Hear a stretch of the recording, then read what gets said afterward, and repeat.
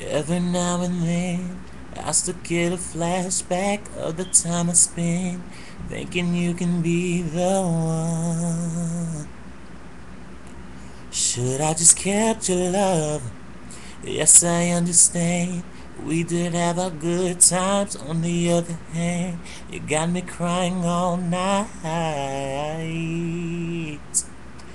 And it was too much for my mind. Even though I left you, I can't forget you. When I think about you, it's bittersweet. It's bittersweet. Yes, I'll always love you.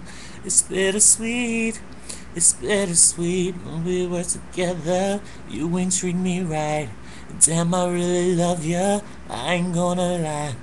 When I think about you, it's bittersweet.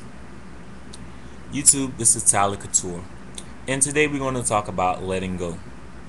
And the main reason that I'm doing this video is because a lot of people oftentimes wants to know when is the right time to let go, or when is the right time to keep those in your life that are kind of for you, but you feel as though that they're against you. So I'm making this video to kind of help you, make the decision that you need to make regarding whether to let go or not. First, I have to say letting go can mean that you have to let go of someone, whether they're your friend, significant other, spouse, family member, family member, family member, or any other things along those lines. And when it comes to friendships, I say that you should let it go when your friends can never give you any positive, constructive criticism.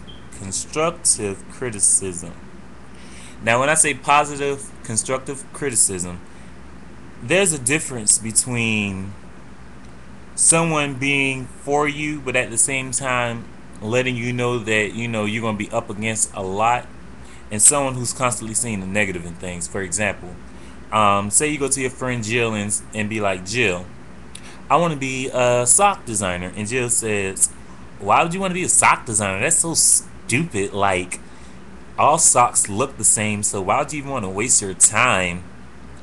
Versus Jill's response being like this: well, if you want to be a sock designer, well, there's a lot of people who designs often, are similar to one another.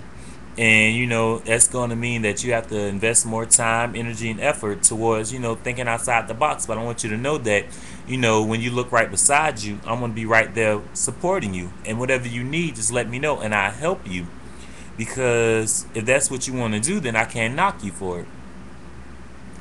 Or if you go to your friend Bob and be like, well, Bob, I think that I want to be a garbage disposal man.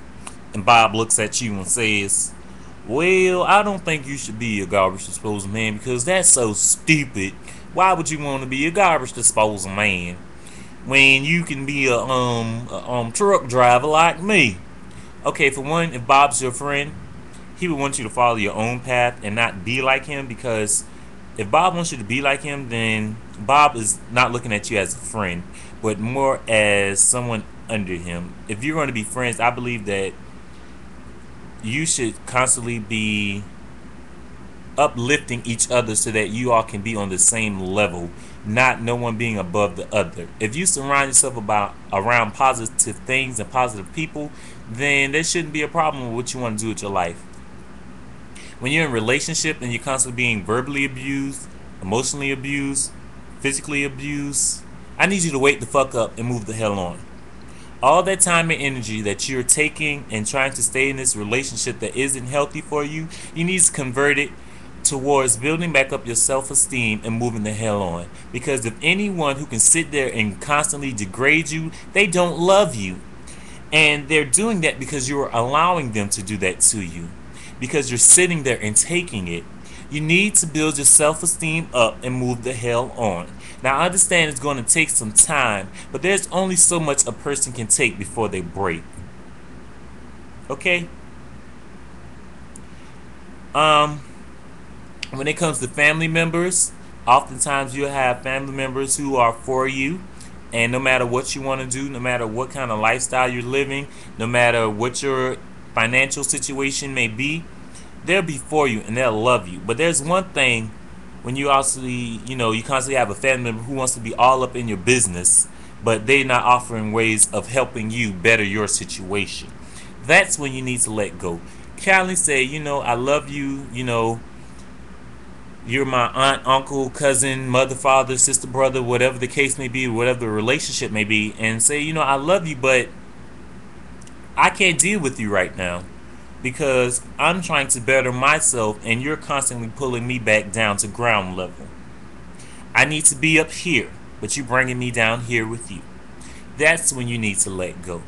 And oftentimes it's going to be hard to let go, but at the same time, you can't get where you need to be until you let go.